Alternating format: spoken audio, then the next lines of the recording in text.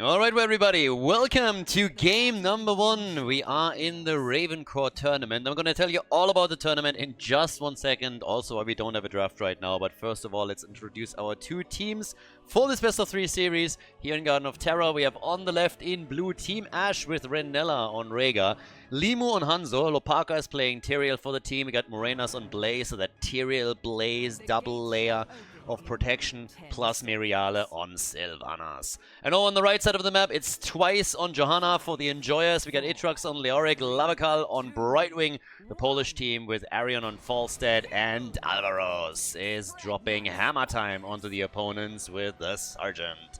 So as already mentioned, this is a new tournament. We're currently on the European server, and a lot of these games are being played out, well, not only with mostly European players, with a couple of Americans subbing in. We are talking about that later. But right now we're in the qualifiers. So we're starting off with the qualifier. The RavenCourt, as I mentioned, is being hosted on the European server. We have a crowdfunded tournament with, I think, roughly 3,500 euros in total in prize money. And the reason why you don't see a draft in this first game, at least, is actually quite simple.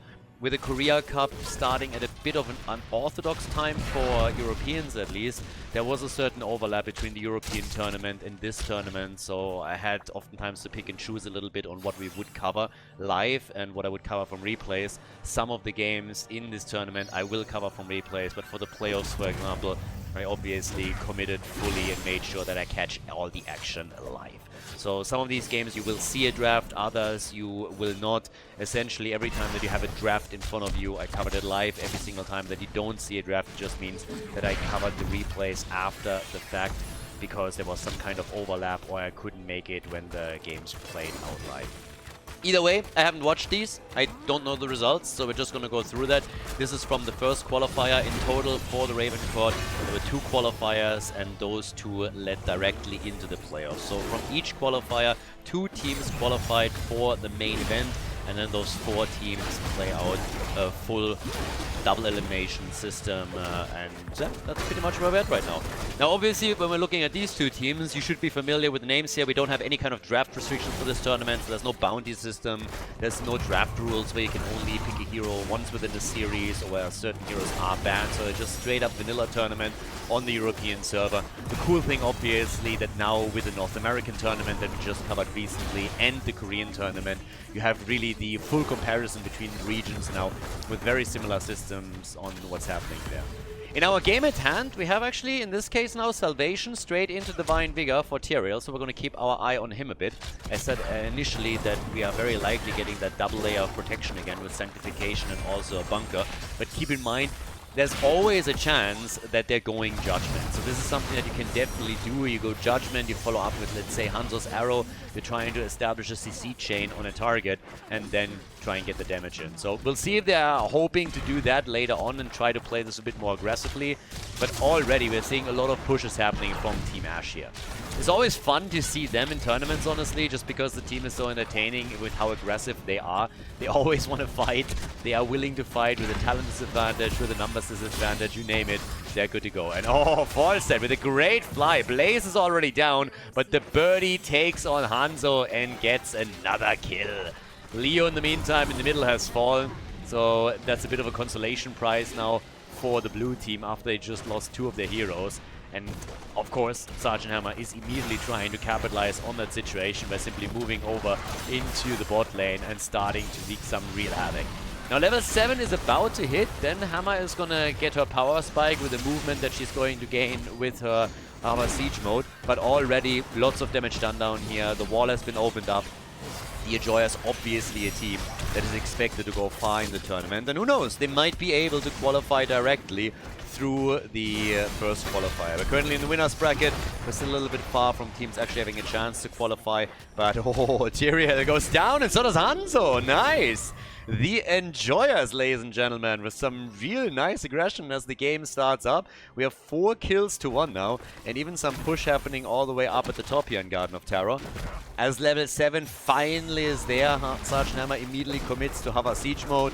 We have, on the other hand, for Tyrael, Purge Evil. So again, noteworthy that he has 2 options. I actually love, by the way, that Tyrael now these days can be played with Judgment. Now, it's not really the most common ult. There's obviously a couple of aggressive builds that we've seen, specifically with Nick trying to popularize this a little bit, I want to say. But it's just cool that besides Sanctification, you can now also play an aggressive choice. I mean, there were times for years and years on end where every single time the Tyrael was picked, you knew exactly what you was going for on level 10. Now there's a little bit more of a question mark on it. Honestly, it reminds me slightly of what happened with Junkrat on the Asian server in the Korean tournament, where we had Junkrat with Rocket Ride, Junkrat with Riptire. So when all of the ults suddenly become part of the meta, it really gives you a bit more diversity in the way that certain compositions can be played, and that always has a pretty sweet impact here. So as things continue, both teams are of course going to try and make it to level 10 as quickly as possible. We haven't seen a single seed picked up yet. Teams have been very, very diligent of going for structures though. And we see it reflected here in the middle again. Sylvanas coming in, helped out by Rega and Blaze, and they're essentially taking that wall down. Nice dodge on the jet propulsion, so there was no consequence of that attack. But here comes the last tower, about to be taken apart. Level 10 abilities, as mentioned before, are now starting to kick in. But it's still interesting how aggressive the teams are in their rotational plays in an attempt to take walls down, put some damage on the structures, and already the combo. Blessed shield against Hanzo, Sergeant Hammer with a BFG, and that was exceptionally well done. Double layer of protection is now ready for the blue team as they picked up Sanctification and Bunker on level 10. We have them pushing at the top, trying to not only get a counter kill, but also destroy the wall and maybe even do some damage on the fort. But I love the way that the Polish team is currently running the show here. We have them with 5 kills to 1 at this point in time. So yeah, actually pretty sweet. And so far so good. I'm really curious to see how much more they can do as this continues. I mean, the Enjoyers in red over on the right side now starting to slowly make their plays here. We have them with 5 kills to 1, definitely in the driver's seat when it comes to the team fights. The question that of course remains is then, can they bring that into the late game? Into even the mid game and do some damage here, because so far they've the ones that have been pushed back a lot by the Sylvanas composition, trying to hit them hard. And at least in this case now we're seeing the push happen once again, so the opponent is trying to do whatever they possibly can pull off. Yeah, Johanna going down on the other hand, down at the bottom of the map. A little bit of aggression happening on this one as well. And as things continue with all of it, we're now having a bit more of a play up at the top. I mean, right now, as you can see, for example, we have the 4 top side already reduced to half HP. Still not a single seed being picked up, by the way. So nobody has picked up a single seed. The first one that spawned very early, 2:30, is still in play. Nobody has made a move for it. Everybody is totally happy, pushing for structures. The red team currently a little bit more successful thanks to the top lane damage that they were able to establish a minute ago. But here in the middle, there was also some real nice siege giant escorting that happened, and as a result, the fort has already dropped several hit points too. So Itrax is now moving in and trying to make his move here. Down at the bottom of the map, we still have the blue team trying to respond in kind. And everybody is just rotating, trying to get some hits in. Yeah, slowing down the rotation. Talking about rotation a little bit. That's what Tyrael is doing here. Trying to buy a bit more time for Sylvanas to do damage up at the top.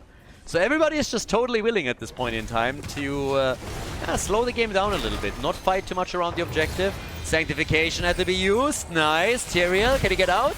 Gets polied, running low on mana too, and Lopaka goes down.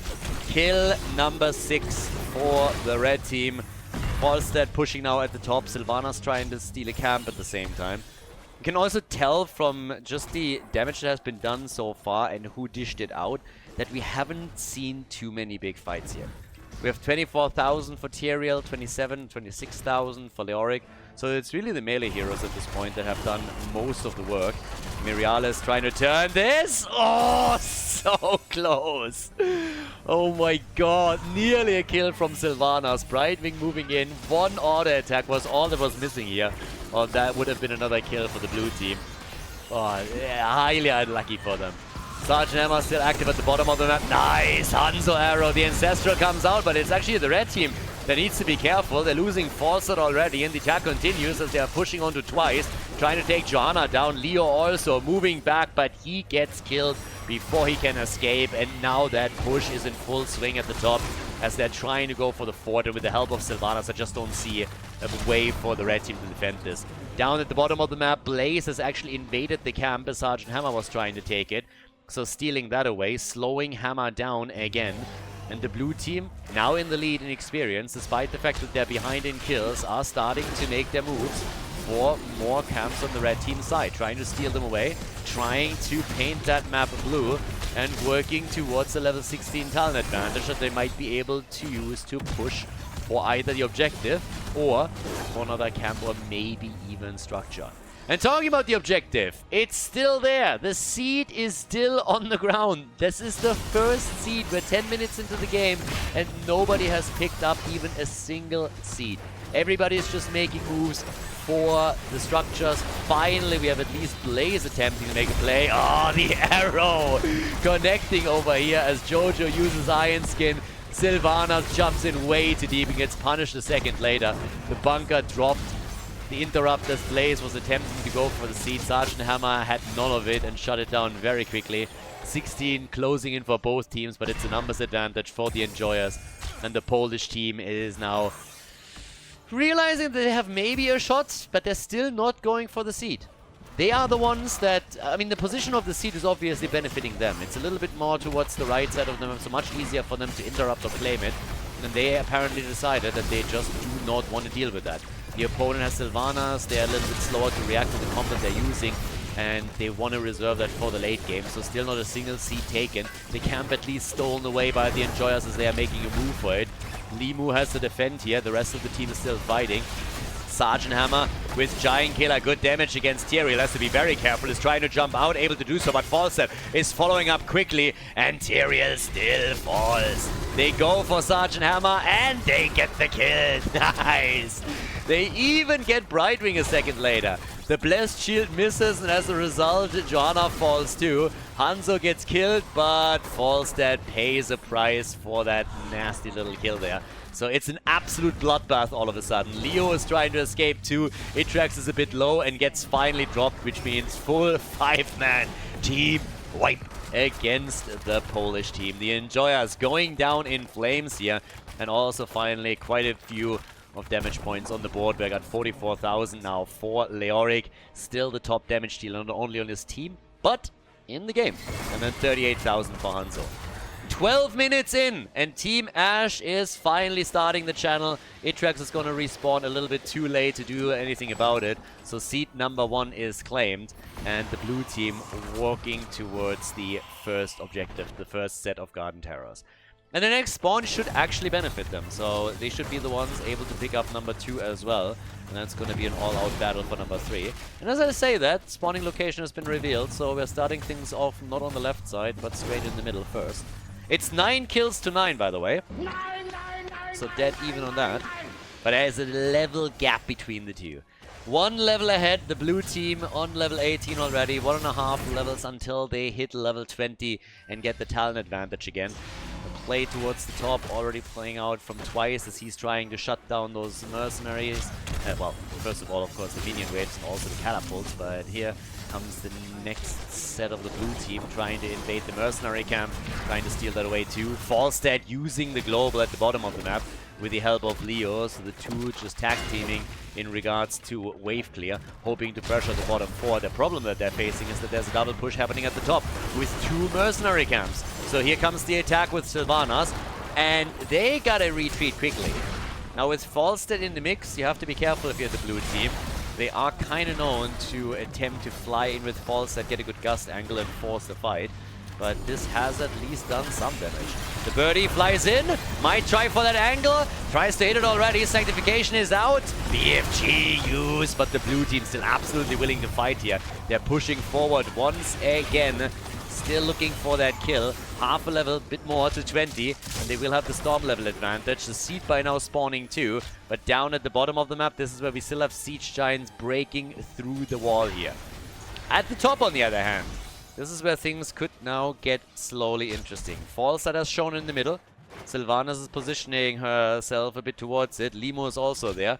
Of course, gets the distance also for another arrow that he can throw out in another 10 seconds. So they are trying to play for the next seed, but they had to also split Blaze down to the bottom of the map in order to deal with those siege giants and ensure that they wouldn't go for the keep itself. Still interrupting. Still trying to delay, because Team Ash is fully aware that they're closing in on Storm Talons, and once they have level 20, they can make an easy play for that seed and grab the second one. It's a bit mind-blowing to me, honestly, that now 15 minutes into the game, basically, we still have only gotten a single seed. Look at that arrow, by the way. Nice arrow. The Entomb completely missing. They might be able to go for Leo. Sylvanas jumps in. Gust gets used, but Leo is still gone. Blaze already channeling the seed. He's going to pick it up for the blue team. That's 2 seeds to 0. And these level 20 talents are, of course, already spectacularly useful here for Team Ash in this first game of the best of 3. Now, again, a quick reminder, we are in the winner bracket. Whichever team loses will drop down into the losers bracket. We'll still have another chance to qualify through qualifier number 1. But at this point, of course, it's all about who takes the lead in the best of 3. Who's able to lock in the W on the first map to move into the second with a chance to already close out the series. The red team eager to get their own level 20 talents. And if you're looking over to structures, I mean, again, it's mostly Team Ash that has been playing the big game here. They've been taking out every single fort thus far. So for the enjoyers, they have only taken 1. Still a path through the bot lane that could allow them to go for the keep if they get that opportunity. Sergeant Hammer by now also with, of course, Giant Killer. We have now 48,000 damage. Could soon take over not only top damage on the team, but also in the game. We have still Leo holding his own there with 50,000. There's a lot of drain that is happening from Skeleton Boy. But here comes the objective. This is the problem now. Without any seeds taken by the enjoyers earlier in this game, even with level 20 talents that they now finally have, they're going to have a bit of a rough time. Arrow comes out, does not connect, falls dead, barrels over just in the nick of time. But now we got Garden Terrors in the middle, knocking at the bot lane too, and Sylvanas in the mix to help them out and enhance this push even further. Very annoying situation for the enjoyers, extremely dangerous. And the question is simply, how are they going to be able to deal with this? Well, how much are they going to lose here? A keep in the mid lane is going to go down 100%, but can they get kills? Oh, Sergeant Hammer! Nearly instantly getting blown to pieces, but able to escape after all. Now the counter kill attempt. Ancestral already getting used. Real nice hits, good heals. Could have been a bit better there. Blaze falls and so does Tyrael, and that puts a quick close to that attack, or does it? Because Jojo is now dead too. And we have a 3 versus 4 going on, with the bot lane still being attacked. Catapult in the mix. 17 minutes in, they're hurting, but they're not taking too much damage on their keep. At the top though, that's where we have the enjoyers now also having to defend against another set of Garden Terrors, and that is additional damage on the keep. Sylvanas move back down to the bottom of the map. They still want to try and see if they have a chance to take the keep out, but Sergeant Hammer pushes them back together with Falstad, barreling forward even. 11 kills to 11, and we're really in for quite the treat here. I mean, come on guys. 22 kills, 17 minutes in, dead even on the kill count. It's really just the structures where the enjoyers are suffering, and they're suffering a lot here. Now, they can bring this back. You win a good team fight late in the game when the death timers are high, and you can make a big play. Now we have also Rhaegar without a single death yet. Yeah, Rhaegar is actually at this point the only one that hasn't died yet in the entire game.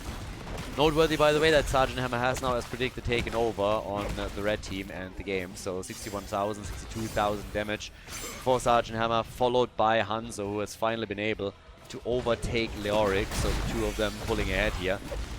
But the red team, they gotta step it up. If they want to have a chance to win this all, then they have to really bring the pain now. They gotta win some fights, they gotta push the opponent back, and they gotta start taking some structures out. Objectives are still far away, even with the next seed soon spawning. The problem will remain the same. Each team needs 3 seeds in order to get Garden Terrors. We're already 18 minutes into the game, so it's a bit unlikely. And just look how quickly the rotation at the bottom is now forcing this keep down. This means that we have now catapults on 2 lanes for the red-blue team. Sergeant Hammer at the top at least takes a fort out, but that's obviously not really a worthy trade. Bunker is out. Ancestral is being used as well, so they already go for the double layer here. Nice. Good gusts to keep Joanna safe. This could have definitely been a problem. But the problem is indeed that we now have catapults on 2 lanes continuously pushing, and we are getting later and later into the game, which means that catapults are starting to kind of hurt a little bit here. 19 minutes in. You gotta be careful on this. Over on the left side, Blaze is going to try and take care of the situation, as there is still the mage from the Bruiser camp doing his thing. And obviously on top of that you had the double wave here too, so Morena shuts it all down, gets the experience for the team. But the question still remains, with them now having the lead in seed numbers again. Can they go for another objective? Are we just going to see another team fight happening here? And when are the Enjoyers willing to start attacking? They have the advantage of running false death. So when they're pinned down on a lane, they can always use the birdie in order to try and equalize the situation by pushing this out. But yeah, Forces is going to have to work overtime as the game continues, because those catapults are going to be scaling, scaling, and scaling. And 20 minutes in, when they make it towards the core, then you know you're in trouble. Next seed is spawning down at the bottom of the map. So this is where we're going to have the next one spawn in. Atrax is already in there. Blaze is pushing for the core. This is exactly the problem right here. They're forcing the red team back, and they're pushing catapults towards the core. Leo gets taken out over on the left side, so it's just ghosting around a bit. But this opens up the seeds once again, which means that Team Ash is now very likely going to pick up the 5th seed in a row. So already bad enough as is. Twice might be able to interrupt this here. Should be able to. Yep, and does. But jet propulsion missing. They're still trying to block. Falstad flies in, goes for the gust. They're trying to hit Sylvanas here. But the birdie is now isolated and has to be very careful too. So Arian is trying to move away from this. At the bottom of the map, the keep of the blue team is under attack as the Bruiser camp is pushing in. But the Enjoyers are having some trouble here, specifically when it comes to Johanna. Nice BFG, but Twice is still in danger. Sanctification is coming out as they're making the move, and Jojo is gone.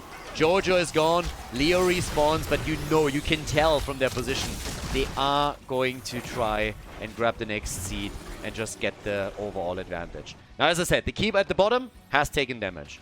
The Bruiser camp pushing in with catapults was an issue. Now the second seed has been picked up, and with 13 kills to 11, it's quite clear that Team Ash is now in the driver's seat. The red team needs to find a good angle. They need to find some kind of fight where they can come in and take down multiple targets, or they're going to be in for a very, very painful late game now.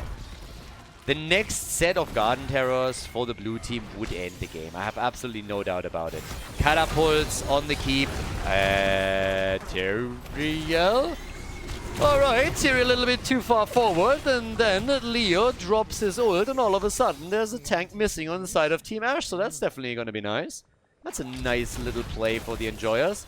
Blaze trying to come in for a jet propulsion, but Alvo shut that down quickly with Sergeant Hammer. Had absolutely none of that. Now they're trying to, of course, buy themselves a little bit of time on the left side where they could go for the seed. As I said before, this would mark the next set of Garden Terrors. And currently, the red team is still going for a camp. So Twice is now slowly moving over, but doesn't even have to use his flashlight here. No shield glare from him. Instead, they're all still waiting for Tyrael, who's back in 13 seconds. Polstad dealing with the mid lane. Down at the bottom of the map, obviously. Massive amount of catapults already coming in. Yeah, good move from Rega. Shutting this down, using his level 7. Big arrow, wailing arrow as a follow-up. And bye-bye birdie. Falstad is back in the KFC bucket. There's chicken wings for dinner as Team Ash is moving in and burning Falstad down to a crisp. Leo at least gets a counter kill against Hansa as he swings for the fences and goes in for the big one. And they get Sylvanas too. Look at the Enjoyers here. That is quite some sexy play that they're now all of a sudden showing. 14 kills to 14. But the problem for the red team is still that big wave at the bottom of the map with a massive amount of catapults. Leo is gone. They're shutting them down. They're not letting them go back to the core. And these guys are going to be a mad problem in a few seconds. So while the fight continues, it could be Winion time over here on Garden of Terror. This is the real problem. Core is going to attack any seconds. Now the jet propulsion, the end of Twice, and the catapults are on the core. 4 of them in total, and just look at the shield fall. The rest of the blue team is now moving in. They're taking the keep down up at the top, and this should be the lead for Team Ash. They're coming in with all the aggression that we're used to from them, trying to end the game. 30 kills in total now between the two teams here, as Garden of Terror ends and Team Ash locks in the 1-0 lead in the best of 3 series here at the first qualifier for the RavenCourt. GG. Before we head into game number 2, make sure that you subscribe to the channel if you haven't done it yet, so you don't miss out on any future content here on Khaldor TV. And we're ready with game number 2, match point number 1 for the blue team, as our best of 3 series continues between Team Ash and the Enjoyers. On the left side, on Battlefield of Eternity, our second map, we have Renella on Lucio, we get Miriale on Sylvanas. We have Murenas on Blaze in game number 2, and at this point we're getting Limu on Hanzo and Lopaka on Diablo. So a couple of heroes that we already saw in the first game, again centered around Sylvanas, Blaze on the side lane, and we have Hanzo, so the backbone of the team is still the same. They changed out the front line a bit, as over on the right side the Enjoyers are starting things up with Lavakal on Anduin. We get Greymane played by Arian, Itrex on Sonya, Alvarez on Chromie, and Twice is playing Muradin. So immediately debriefing build for Chromie. So they have the burst damage here, they have Greymane, and the combo of the two of them can wreck nearly anyone. Later on you throw all your bullets, Chromie can go for the loop here, you can really shut a target down very, very quickly and make some big plays with burst damage from Greymane and Chromie alike. Now Sonya obviously quite nice when you're playing for the Immortal. You have Greymane also who can chunk it down very quickly when he's in Worgen form. So the team has a very nice race. But once that an Immortal has actually won, the blue team with their Sylvanas preference is definitely going to be the one trying to go for structures here. And this is actually something that's really interesting. We had a lot of tournaments just recently on the European side. The Banshee Cup, for example, comes to mind. Banshee Cup number 1 and Banshee Cup number 2. Where Sylvanas specifically was banned out over and over again. She saw little play because she was such a high priority ban for most of the teams. Now we see her taken consistently. But, well, they're losing Diablo at the bottom of the map. So first blood goes to the Enjoyers. And the red team, of course, going to try and bring things back here. The whole goal for them is to ensure that they are forcing game number 3 in this. Because if they're now losing out on Battlefield of Eternity, that would mean loser's bracket for the red team. So forcing game number 3, it's kind of essential here if you want to make it easy for yourself. It's a tough opponent they're going up against, Team Ash. Team Ash is actually a very annoying opponent, just generally speaking. I mean, even if you're a team that is favored, you know that the playstyle that they showcase can be a massive problem, just because they're so aggressive, because they're always ready to fight. If you have one lapse in judgment, one moment where you think, okay, we got this here, you get a little bit condescending maybe, and all of a sudden you get slapped around by your opponent, just like Sonya did in this case. So the camp gets taken at the top, Sonya gets taken out too. They're still trying to turn it around against Murenas on Blaze, now that Muradin came in to try and help out. Stormbolt at least connected. Really do too much around it. Sylvanas now in the meantime with possession. Always a fun talent, specifically when you have catapults in the game. And the late game, your opponent comes in with a big catapult wave and you're just like, nope, that's mine, thank you. But Sylvanas is doing what Sylvanas does. At the top, they are essentially shutting down that wall very quickly. The camp is helping.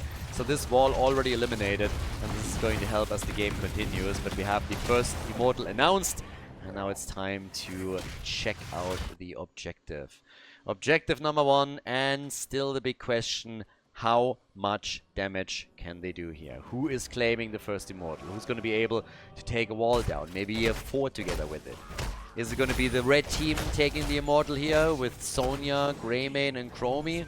Or are we going to get Hanzo with his serrated arrows and then Sylvanas just winning the race for them? Bit of a fight happening down at the bottom of the map. The blue team, as usual, wants to be aggressive and is making a quick play here. Lopaka, again a bit low. A few more stacks. 27 stacks for Diablo. Nothing really to write home about, to tell you the truth, but as he starts to pick up more and more, he's going to get, of course, more and more tanky. So the play is being made for the Immortal, and at least the halftime show is looking pretty decent now for the Enjoyers. They did the initial damage, but Blaze has been split towards the top lane. So Team Ash is already working on taking the Shaman camp out, and we just now see from the Enjoyers a move made to secure the bot lane. That allows the blue team to move over onto the objective and start chunking the red team's Immortal down. So they are getting into a much better spot here. Might actually win the halftime show after all. So trading time as they defended the Shaman camp first before they moved into the middle. And it kind of worked out for them. They win the halftime show, they're a little bit ahead. Nothing insane, but 2,500 hit points. It's at least something. Oh, and Sonya with the spin to win here, getting killed too by Sylvanas and the damage over time. That's of course also a bit of an issue. So now we have 2 kills to 1 for the blue team.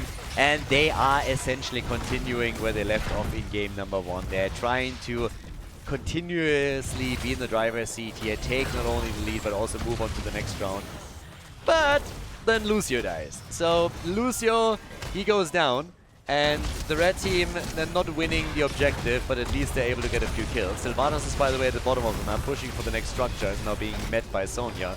But it shows you that they're trying to attack at multiple places at the same time.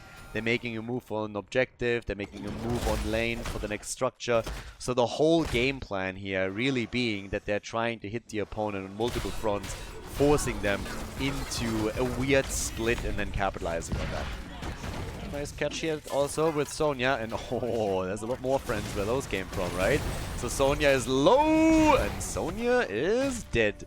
3 kills to 2 now. The Immortal at the top is pushing. Greyman is the only one defending. Some damage on the fort is inevitable, of course, given the top lane situation, but I think this still is going to survive. Now they're trying to go for Blaze down here, and Blaze gets murdered. Blaze is down, the top side fort still in play as Greyman took the Immortal out. So now it's 3 kills to 3. It's a bit of a scrappy game. Blue team winning the objective with a small shield, but not getting as much out of it as you might think.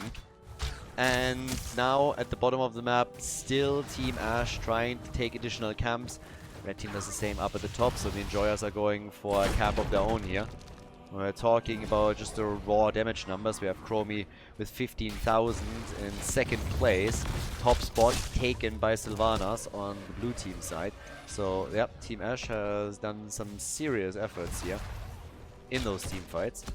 And with level 10 abilities now on the horizon, Lucio is going to be walking away with the first few structures here. Noteworthy that the Enjoyers have now lost more than 50% of their HP on both forts. So, kudos to the blue team for continuing these push plays. But Lopaka gets caught, and Lopaka gets killed. And he was not fully stacked here.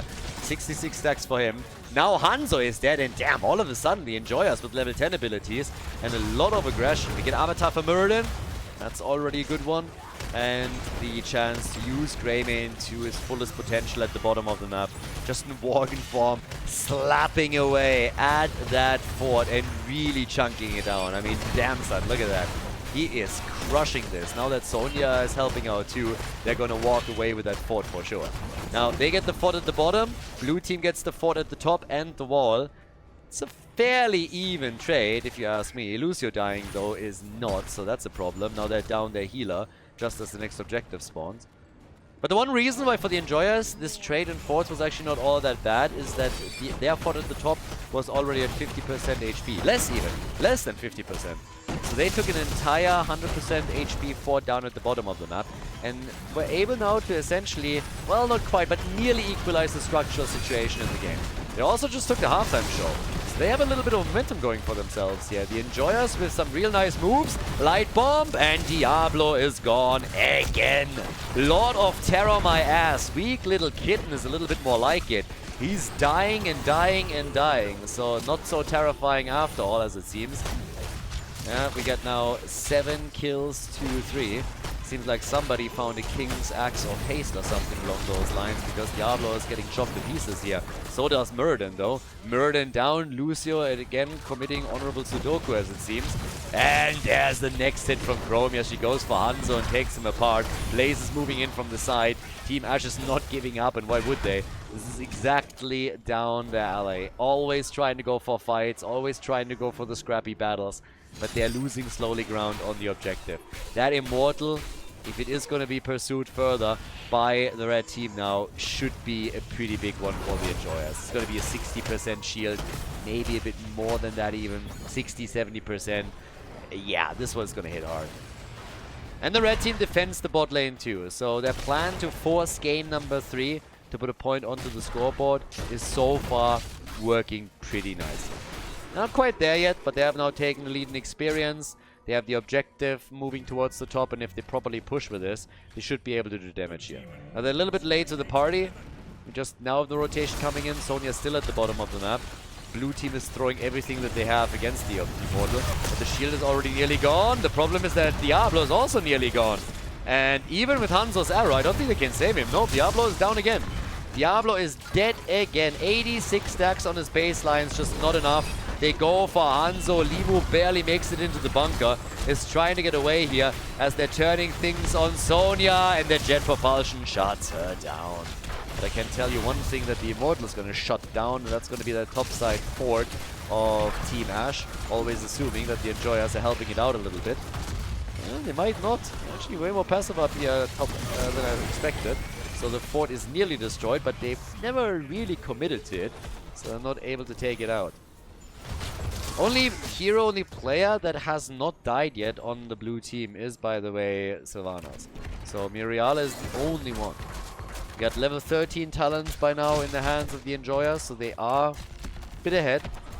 The talent advantage gets quickly negated by their opponents. Team Ash is picking up their own level 13.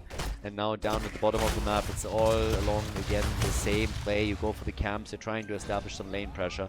And then it's a question of who's going for the next Immortal over here. I mean, as it stands, the blue team is looking like they want to be a bit more aggressive in all of this. Which I can absolutely understand. I mean, we have 10 kills to 5 now, so in team fights, this is normally where Team Ash excels. But at least in this game, they are struggling a bit. Push set up at the bottom of the map. The idea, of course, being that you take that fort out as quickly as you can, so that you can push in with a numbers advantage on the lane, while the opponent takes a camp, but he pushes the top, for example, and they can easily take that fort out, and therefore remove another fountain that is in close proximity to the battleground in the middle. But here comes the push. Blue team is making the play. Arrow nicely dodged by Alvarez on Chromie, as he just easily comes in, tops the timeout up, and just says like, no, not happening. I saw that thing and I'm not gonna get hit by this. Thank you very much. But the Immortal is now spawning. And this is where things are gonna get interesting, because we are, I don't want to say in a tie, but we're in a pretty even situation between the two teams now. In experience, at least. Structurally, kind of similar. Bit of a lead for the blue team, but again, they're also half a level behind. So now that we're going for the actual Immortal here, this is going to determine who, for the next few minutes at least, is going to be the one making the decisions and making the big moves. Who takes the Immortal? And this one could theoretically also destroy the first keep of the game. So that's another one. Chromie already with a bit of damage here. Alright. The usual. Popped her ult. Sonya hasn't really shown a lot of leap yet, but there's another opportunity now in this battle to go and set a good leap up. No proper follow-up here, I guess. Alright, Sonya, careful. Atrax gets saved, and damn, during all of this, never jumped out. I actually expected him to jump out here. Instead, we have the barbecue against Greymane, and that's a kill. Oh boy, Greymane gone, and Sonya had to retreat. This is a bit dicey for the Enjoyers. They had a good run here throughout the game, but now it gets a bit dangerous. At the top, Sylvanas is defending the fort, making sure that this doesn't fall to the Shaman camp. Sonya is still close by, so yes, Atrax is moving in. Might have to leap out. Yep, really in danger here. Leaps out, uses ult as mobility. 10 seconds until Greymane is back. And of course, this is where the blue team immediately says, hey guys, we have a numbers advantage. Let's make the move, make the play. Sonya, I think she doesn't have a fountain anymore. No, gets even interrupted by a Hanzo as she was trying to half. Oh boy, this is bad news. This is really bad news. This is a big Immortal already incoming. And Team Ash is trying to make this even bigger and better and worse for the Enjoyers. Big shield plus Sylvanas. This should hurt a fair amount. 16 talents will be ready, I assume, for both teams. The blue team has taken the lead slightly in experience, but this could become a disaster for the Enjoyers very quickly. You can never count out the Sylvanas factor in a situation like this, and now the blue team is setting up at the bottom of the map to try and make their play here. but yeah, this could get dangerous. Both teams on level 16. We got Chromie with 38,000 damage, 37,000 for Sylvanas, so essentially the same. Sonya has been pushing towards the top, but she will have to move back and help the team out. She can maybe go for the fort, granted, but after that, it's really defense time. They're already in trouble down here, and she needs to come back. She needs to come back quickly. The kill lead doesn't help them whatsoever, depending on how this is going. So 16 on both sides, as I already said. Arrow comes out. Sonya is there, starts to leap in, connects with 2, maybe 3, and they lose Anduin. They lose Sonya, and that's a disaster. This looks like it just might be game here. Fantastic move by Team Ash. The Immortal losing hit points, losing them quickly. The shield is gone, but 14 minutes in, this might be the end of it. The Enjoyers are losing the shield on the core. Very nice push now from Team Ash. They're trying everything. The core is falling. It's falling quickly. Diablo down. He's going to be back. Murden is also gone. And this is a disaster. This is going to be game. Team Ash takes the victory against the Enjoyers. GG and well played.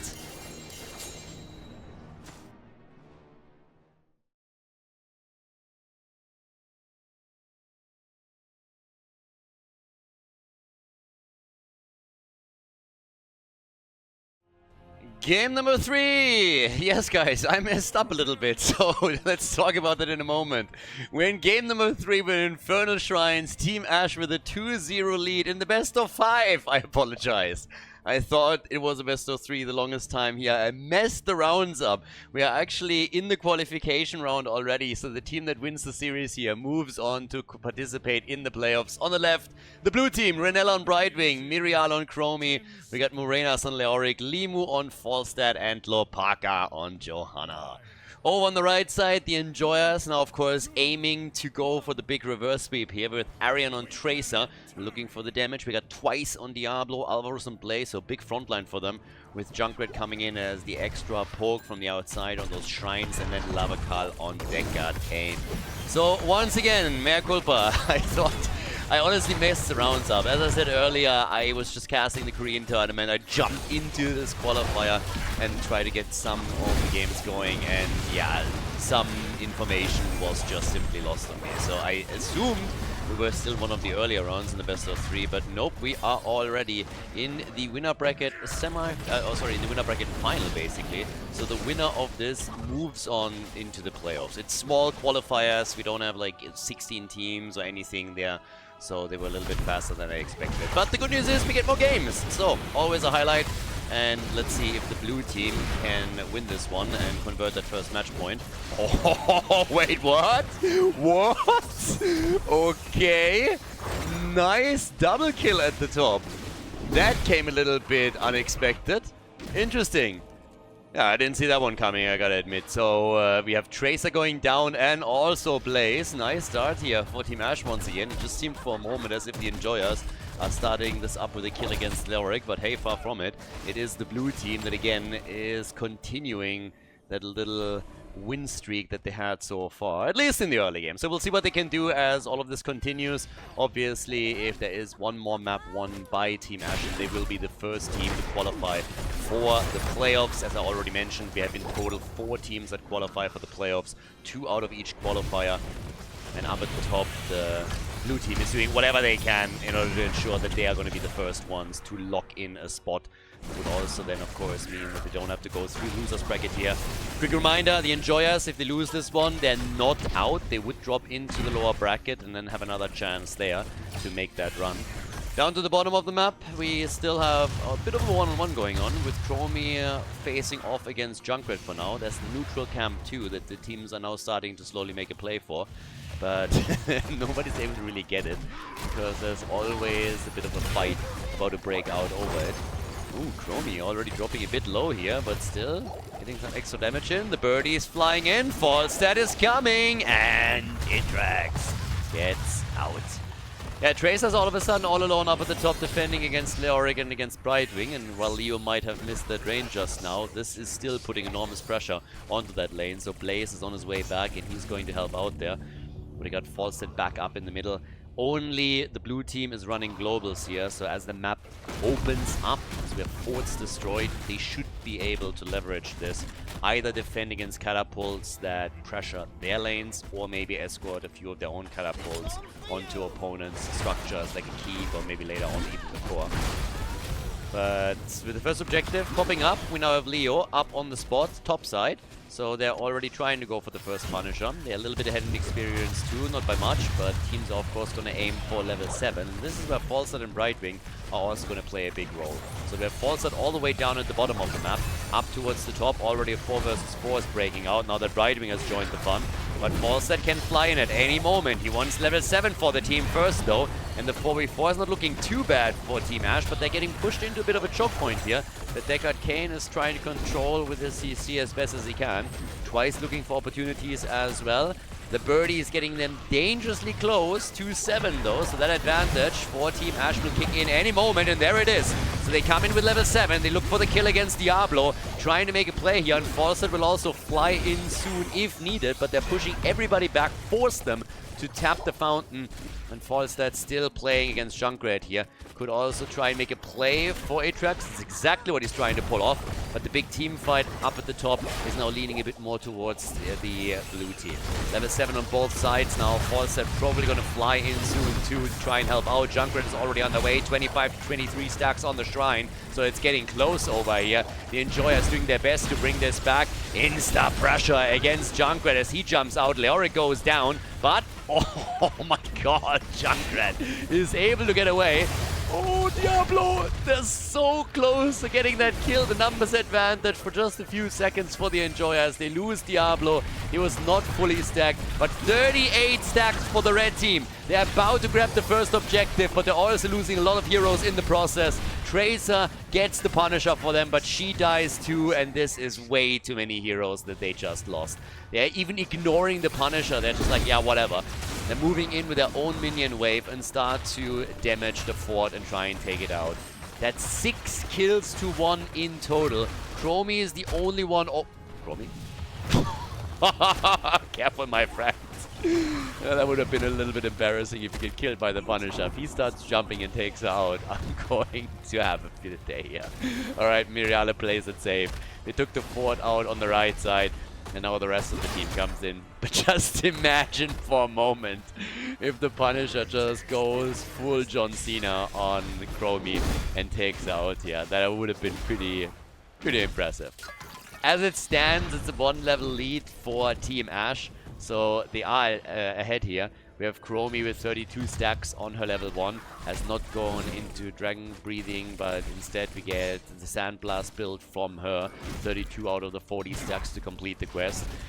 Yeah, they're gonna log in level 10 any moment. At least the camp is taken by the Enjoyers. The timing was impeccable, because a moment later we would have seen the blue team make a move here.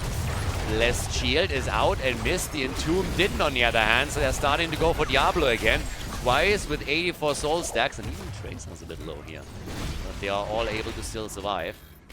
But obviously, needless to say, that Team Ash for the next half level is going to be fully in the driver's seat here and is going to be able to do whatever they want. Nobody's going to fight against them, as they have level 10 abilities. Down to the bottom of the map, Leoric already moving around here. So he's slowly starting to make his play on the lane to get them even further ahead in XP. Nobody is even dealing with that. Tracer still nibbling on the sides.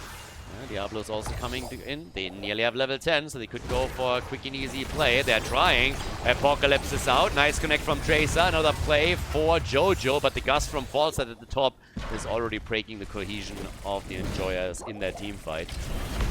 And here comes the jet propulsion again. Hello, Parker is full in their face the entire time. Playing tons and tons of Jojo for the team. Apok is in, they want the birdie, and here's the chance to take Falstad down, but Limu escapes. Deckard Kane on the other hand, look at him. Stay a while and get wrecked. But they cannot connect that Riptire that they really needed to get those kills. Seems like at least Renella falls, gets bullied into a wall by Diablo, and gets quickly taken out. So we have a sign of life from the Enjoyers. They get their second kill. They do a bit of damage here. They're really starting to put in the work. But of course, losing the fort at the top with the first objective hasn't really been great for them. Now they have to try and at least win the second one, play around that, see if they can maybe with the objective also get some value. It's going to be a mid lane push as Limu heads back. The problem on Infernal Shrines is always that it is, I don't want to say easy, but it's... We've seen a lot of games where a team is able to continuously maintain a talent advantage over shrine fights, and it feels a bit like Team Ash might be able to pull that off because they are half a level, a little bit more away from level 13, so they should get that talent just as that shrine is being fought over. And there's not really a chance, I think, for the Enjoyers to match them, at least not quickly enough. So this could be objective for Team Ash. Also, by the way, maybe a little bit misleading the way that I phrased it earlier. The first objective was, of course, won by the Enjoyers, but because they lost so many heroes in the process, they couldn't do anything with it. So they lost a fort as a result of that shrine fight. And here's exactly the problem. Level 13 any moment, so they're taking over on the shrine, and they're getting a pretty significant lead here very, very quickly. Already looking at 10 stacks. Red team is still able to get to 13 a bit faster than I expected them to. Some of the lanes were pressured against them, but with 14 stacks to 6, the advantage still goes to Team Ash. Now, the Enjoyers know that they have to do some structural damage here, so they're going to do their best to win this one. It's a Mortar Punisher that we're fighting over. Brightwing with a couple of nice heals, keeping Leo in play too. Deckard Cain with the ult, zoning them out, but not connecting it with anybody. And the Riptire now has also been used, so a lot of ults are already out. And it seems like Team Ash is quite eager to this time also take the Punisher. But nice control from the Enjoyers. Diablo, of course, with a lot of opportunities to push people into walls and take them down there. But they are looking for kills. 37, they gotta get it again. Second Punisher. Enjoyers are doing great on the objective. This is the second one that they win, and I think this time they can finally start doing some work with it. Leo dies at the top against Tracer, so that's another problem. Obviously, the blue team has at some point decided that they're not even going to fight with a 5-man for it, so they split Leoric to the top lane. And Falstad, who just took out Blaze in the back and gets the gust angle against Diablo. The birdie was at the bottom, pushed him there. Blessed Shield is out, and Twice is not going to make it. He goes for... Oh, he goes for Falstad. They nearly got a kill. Brightwing to the rescue for now. Yeah, here comes... Okay, there's the jump. I was just eyeing that Punisher, thinking, hey, if he goes for Falstad now, maybe. But how about the 4 HP are gone? Kills are, of course, coming together. Deckard Cain gets also, at least for a moment, drained, slowed, but there's nobody to follow up on it. 8 kills to 3, 1 level advantage. Bit of pressure at the bottom of the map. They want Junkrat, and they are getting Junkrat. Yep. Junkrat is gone, so now the chance to go down to the bottom of the map, and after they've already taken that wall out, maybe take down that bottom fort. So we'll see how much they can do here. On the damage numbers, we have 41,000 for Chromie, easily the top damage dealer in the game now. Falstad, for example, is not even sitting at 10k. He's been doing a lot of side lanings throughout all of this, so Limo might be able to get in later to get some actual damage connected, but for now, not the case. Had a decent gust against Diablo that eventually led to Dibbles falling. And now they are hoping for... Yeah, well, they hoped for Tracer, but they didn't see Diablo coming in. So that's the end of Leoric. Leorki activating his trade again. Tracer with 40,000 damage herself now, so she's starting to catch up pretty quickly with Chromie.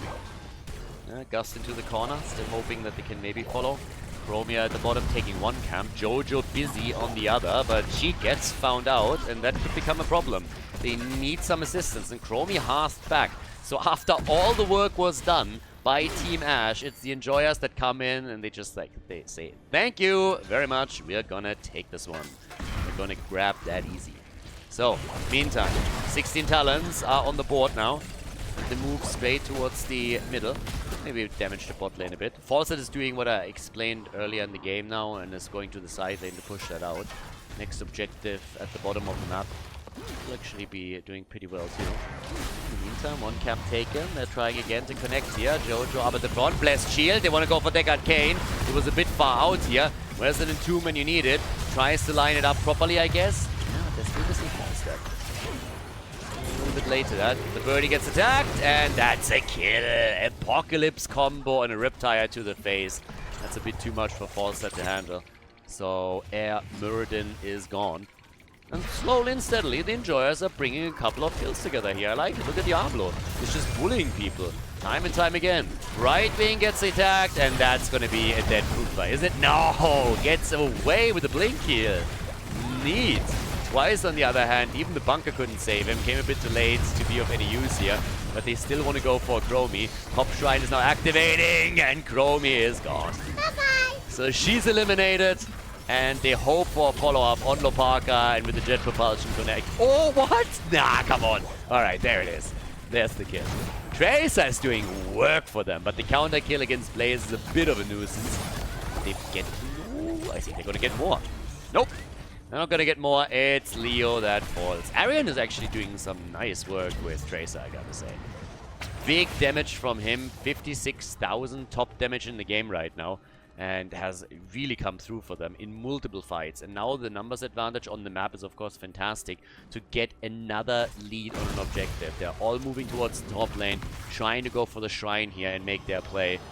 Renella moving back for some added mana. But it seems given, honestly, that the red team is getting their third Punisher. So Team Ash throughout this entire map hasn't gotten a single objective. They are getting value at the bottom of the map though with this push. But the Enjoyers, they are really fighting tooth and nail to try and make a comeback possible in this series. Reverse sweeps are always difficult, always tricky to pull off, but we have seen them. And the Enjoyers are a team that could definitely do that. They're thriving usually on chaos.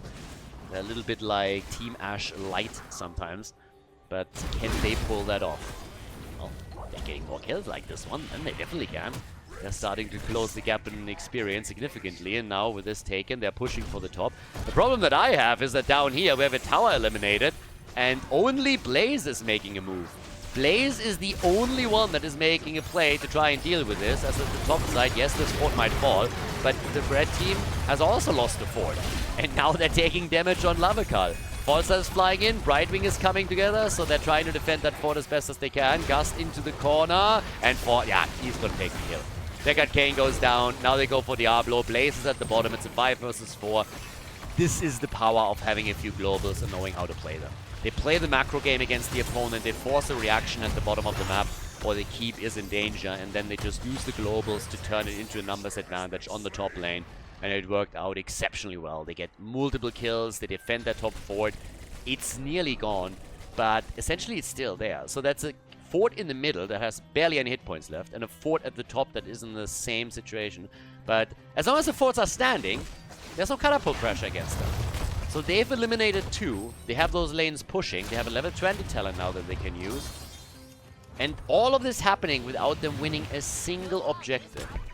Not a single objective has been taken so far. So, yeah, 20 will come together for the Enjoyers any moment now.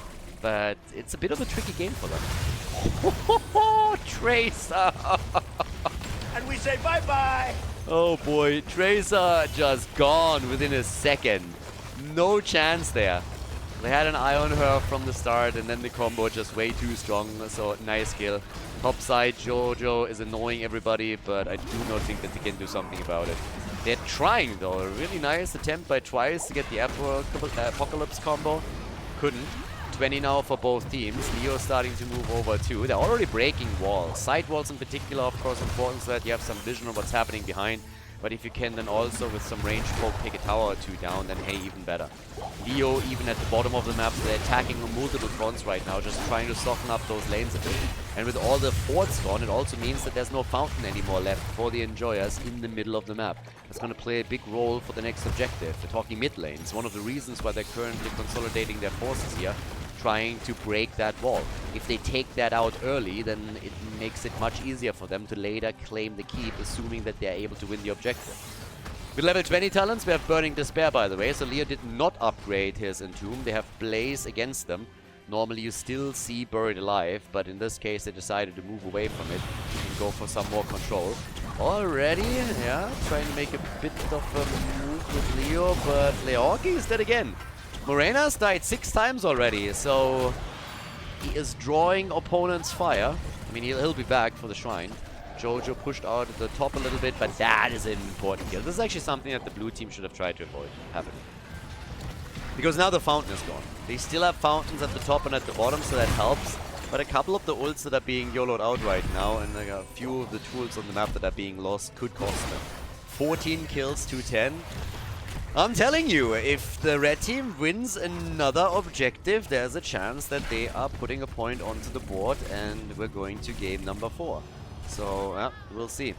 Alvaros tops himself off before we're going into the fight. It's already close. Still some poke from Limu. And I really like this, what Team Ash is doing here, really leveraging the globals. I like that a lot. A lot of teams just don't play a proper macro game in a situation like this, and you can already tell, well, as long as they're not dying. Falstad gets out. They want the kill on Tracer. They gotta get away from this. Leo is still on the shrine, so they're starting to take the lead there, but the chase with Diablo is pretty strong. Right wing is helping out. Leo has now to face off against Junkrat, so this is the bottom of the map, is a 4 versus 4. And they're trying to turn it again. Leo has taken a significant lead now for the team. There's the slows starting to kick in. Yep. Helps, of course, if you complete the level 4 of Johanna. That was a big one. I mean, that's always huge. Subdue completed is insane in these team fights, and you can already see it having a massive impact in the fights down here. So, with the APOC being used, nice! Deckard Kane into APOC. Look at this! What a double kill by Tracer. Beautiful play. Camp in the middle, damaging the keep. Now we have 3 heroes down. Leo is getting them closer and closer to an objective, but this is the kind of plays that I absolutely love. The fight at the bottom may be a bit too forced by Team Ash. They didn't necessarily need to do that. So here comes the push. And what are the Enjoyers doing? Do they think they can end this? Wait, what?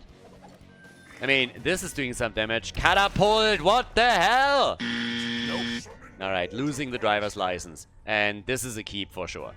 They could have taken the... I mean, they're trying to end the game here. I don't think they have time for that. They could have gone for the Punisher and take that. They might get the keep here, but that's the most that they can get out of this, I think. And they're going to lose the keep in the process too. So Leo is taken out. And going for the core here, do they have enough time? 10 seconds? I don't think so. And this keep is definitely going to get destroyed. So they made a very ballsy call here, and it's not working out. Tracer's already gone. They haven't even... They barely broke through the shield. So I don't think this was worth it at all. Falstad with the Gus. There's the wind tunnel. They want that fight. I mean, duh. The keep on the right side is already gone. So is Junkrat. They just threw the game. Oh boy. If they would have gone for the objective alone, they could have stopped Leoric from taking it, grabbed the Punisher, and then at least get a keep, maybe even a little bit more.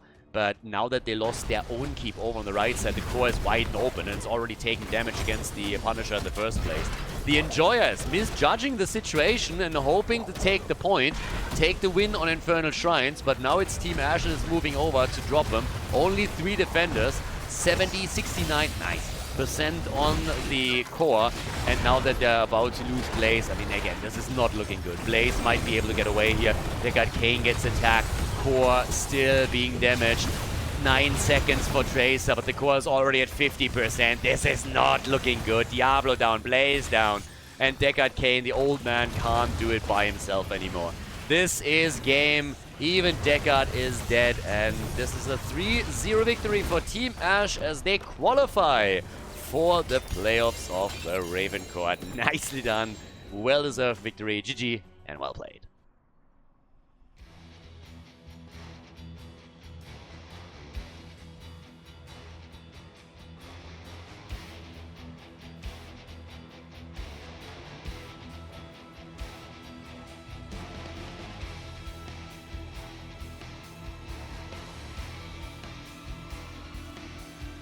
Thank you everybody for watching the video today. I hope that you enjoyed the show and the commentary.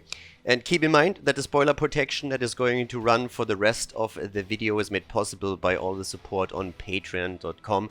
So guys, if you want to support my work, if you want to help me start new projects and keep the spoiler protection in place, please consider heading over to patreon.com/Khaldor. There's also a link in the YouTube description, and check that out. Thanks in advance, and see you guys next time with more esports coverage here on Khaldor TV. Have a great day.